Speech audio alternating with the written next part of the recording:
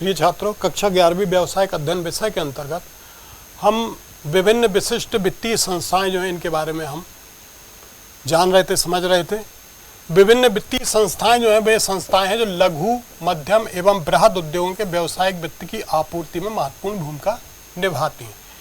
विभिन्न जो विशिष्ट वित्तीय संस्थाएं ये लघु उद्योग, मध्यम उद्योग, बृहद उद्योगों को ये जो है व्यावसायिक वित्त को पूरा करती हैं। ये केवल जो है व्यवसाय के लिए वित्त ही उपलब्ध नहीं कराती, बल्कि व्यवसाय उद्योग के प्रवर्तन एवं विकास संबंधी कार्यों में भी अपना सहयोग प्रदान करती हैं। तो जहां एक और ये व्यापार व्यवसाय उद्योग की स्थापना के लिए जो है पूंजी उपलब्ध कराती हैं, वहीं दूसरी ओर व्यापार व्यवसाय उद्योग के प्रवर्तन के लिए, उसको स्थापित करने के लिए, उसका विकास के लिए, उसका डेवलपमेंट करने के लिए भी जो है समय समय पर अपना मार्गदर्शन और सहयोग प्रदान करती हैं। तो यहाँ पर जो है सरकार द्वारा जो है रिजर्व बैंक ऑफ इंडिया ने विभिन्न विशिष्ट वित्तीय संस्था और विकास निगमों की स्थापना की गई है, जिसके बारे में हमने पूर्व में पढ़ा है। भारतीय औद्योगिक वित्त निगम लिमिटेड, भारतीय औद्योगिक साख निगम और राज्य वित्त निगम। आज हम देखते हैं यहाँ पर भारतीय औद्योगिक विकास bank limited, unit trust of India, जिसको हम यूटीआई के नाम से जानते हैं, UTI unit trust of India, राष्ट्रीय औद्योगिक विकास बैंक, आयात निर्यात बैंक, भारतीय लघु उद्योग विकास बैंक और भारतीय जीवन बीमा निगम और मुद्रा बैंक आदि। ये जो विभिन्न विशिष्ट वित्तीय संस्थाएं हैं इनके बारे में हम देखते हैं।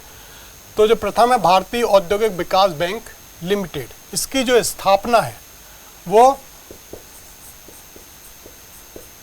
1 जुलाई 1964 को विभिन्न विशेष अधिनियम के अंतर्गत की गई थी। इसका उद्देश्य जो है देश में स्थापित वित्तीय संस्थाओं और बैंक वित्त के समन्वयकर्ता के साथ साथ उनका मार्गदर्शन करना। 1 अक्टूबर 2004 में इसे जो है वाणिज्यिक बैंकिंग कंपनी के रूप में परिवर्तित किया गया।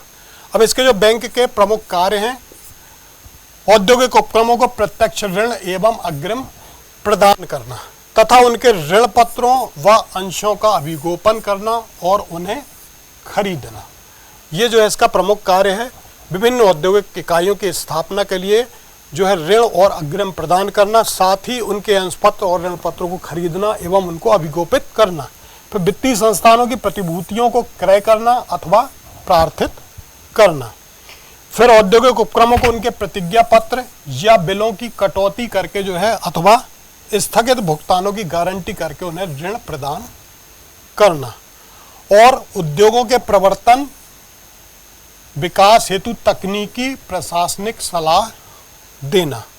साथ ही देश में औद्योगिक विकास हेतु विनियोग एवं विपणन संबंधी अनुसंधान कराना और तकनीकी सर्वेक्षण जो है नियोजित करना, ये भारतीय औद्योगिक विकास बैंक लिमिटेड के प्रमुख रूप से कार्य है। दूसरा जो है यहाँ per unit trust of India, UTI unit trust of India, ये जो है दिसंबर 1963 में पारित किया गया, जिसमें 1 जुलाई 1964 से इसने अपनी इकाइयों की बिक्री प्रारंभ की। इसका मुख्यालय जो है वो है मुंबई में है। इसका उद्देश्य जो है यूनिट्स के माध्यम से छोटी छोटी बचतों को स्वीकार कर उससे विभिन्न उद्योगों में इस प्रकार विनियोजित करना जिससे कि न्यूनतम जोखिम पर अधिकतम लाभ प्राप्त हो सके।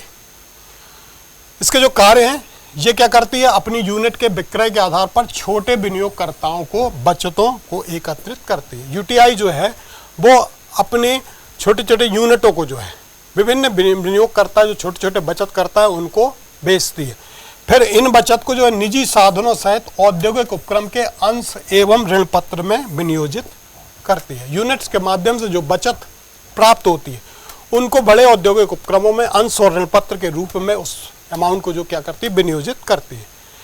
फिर विनियोग से प्राप्त आय में से यूनिट के खरीदारों को निर्धारित दर से लाभांश प्रदान करती है। तो यहाँ पर ऐसे निवेशकर्ता जो कि सीधे बड़ी औद्योगिक इकाइयों में अपनी पूंजी लगाने से डरते हैं, वो यहाँ पर यूनिट्स के माध्यम से जो है कंपनियों में अपनी हिस्सेदारी को प्राप्त करते हैं और अपनी लगाई गई पूंजी को सुरक्षित रूप से उसमें लाभांश यूटीआई के माध्यम से प्राप्त करते हैं।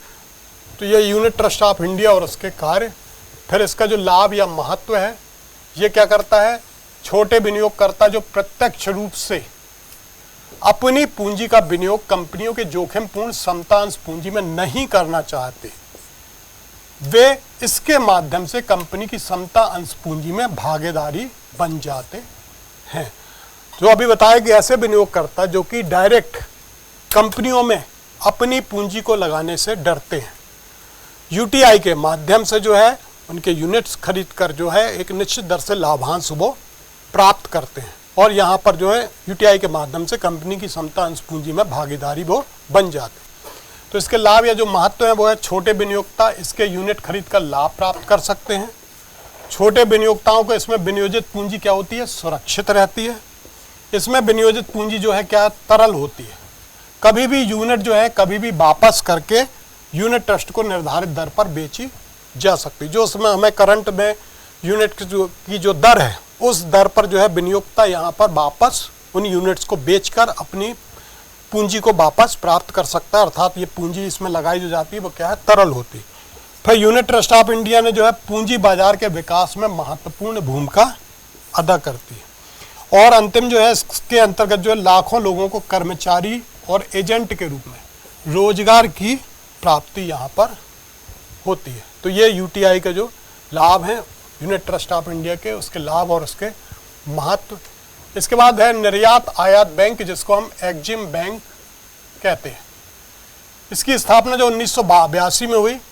इसका उद्देश्य जो है आयातक एवं निर्यातकों को दीर्घकालीन वित्तीय सुविधा प्रदान करना है, जो विदेशी व्यापार से जुड़े हुए हैं, माल को खरीदने और माल को विदेशों में बेचने के लिए दीर्घकालीन रूप से लंबे समय तक के लिए पूंजी उपलब्ध कराती है। ये विदेशी व्यापार सेवाओं से संबंधित क्रियाओं को प्रोत्साहन के लिए स्थापित विभिन्न वित्तीय संस्थाओं के कार्यों में समन्वय भी स्थापित करती है। एग्जिम बैंक का जो नेतृत्व बोर्ड है वो बोर्ड सदस्यों में वरिष्ठ नीति निर्माता, विशेषज्ञ बैंकर, उद्योग व अंतर्राष्ट्रीय व्यापार की प्रमुख हस्तियां और निर्यात आयात तथा वित्तीय प्रोफेशनल शामिल होते हैं। वर्तमान में बैंक का जो बोर्ड है वो 12 निदेशकों से मिलकर बना हुआ है।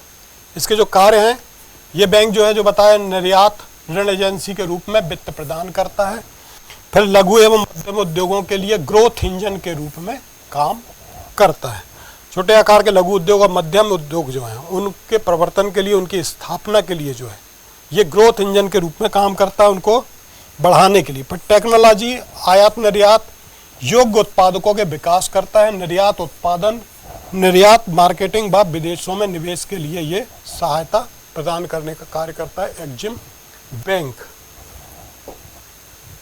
इसके बाद भारतीय जीवन बीमा निगम LIC, जिसको हम लाइफ इंश्योरेंस कॉरपोरेशन के नाम से जानते हैं, ये जो है 1956 के अंतर्गत एक वैधानिक निगम के रूप में LIC की स्थापना की गई। इस निगम का जो उद्देश्य है वो जीवन बीमा व्यवसाय को चलाना था, परंतु इसके साथ ये अपने मूल कार्य के साथ जो है विशिष्ट वित्तीय संस्थान की श्रेणी में भी वर्तमान में सम्मिलित है।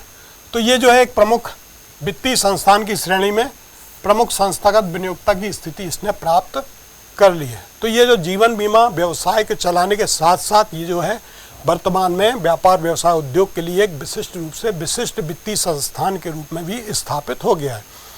ये वर्तमान में जो है औद्योगिक उपक्रम के अंशों को भी खरीदता है, उनको अभिकोपित भी करता है, और वहीं लघु मध्यम व बृहद उपक्रमों को जो है ऋण प्रदान भी ये करता है।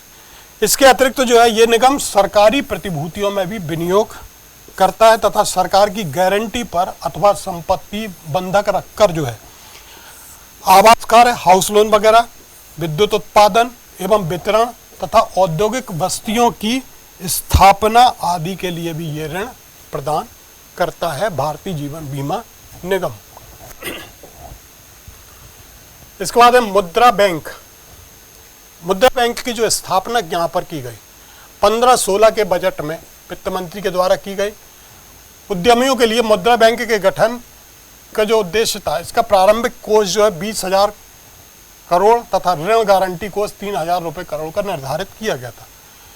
मुद्रा बैंक जो है प्रधानमंत्री मुद्रा योजना के तहत जो है पुनर्वित्त संस्थान है। इस योजना के अंतर्गत जो है बिना गारंटी के लोन दिया जाता, किसी भी प्रकार की कोई इसमें गारंटी नहीं ली जाती। साथ ही कोई प्रोसेसिंग चार्ज भी नहीं लिया जाता। लोन लेते समय जो भी प्रोसेसिंग चार्ज है वो इनके द्वारा इस योजना के अंतर्गत नहीं लिया जाता। वहीं मुद्रा योजना में ऋण चुकाने की अवधि को 5 साल तक बढ़ाया भी जा सकता है। एक निर्धारित अवधि तक, जिस अवधि तक के लिए ऋण लिया गया उस अवधि से यदि उसको आगे बढ़ाना चाहते हैं तो 5 वर्ष तक के लिए आगामी उसको बढ़ा सकते हैं। अब यहाँ पर लोन लेने वाले को एक मुद्रा कार्ड मिलता है जिसकी मदद से कारोबारी जरूरत पर आने वाले वित्त की पूर्ति की जाती है।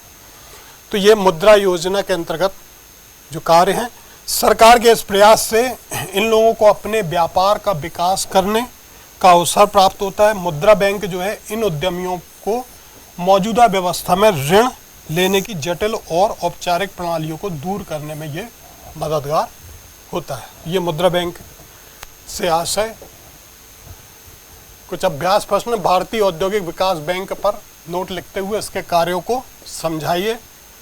यूनिट ट्रस्ट ऑफ इंडिया के कार्यों और इसके महत्व को समझाइए। निर्यात, आयात व एग्जिम बैंक के कार्यों को समझाइए। भारतीय जीवन बीमा निगम जो है औद्योगिक संस्थान के लिए किस प्रकार से वित्तीय मदद करता है इसको समझाइए। और मुद्रा बैंक से आशय व मुद्रा योजना क्या है इसे आप समझाइए।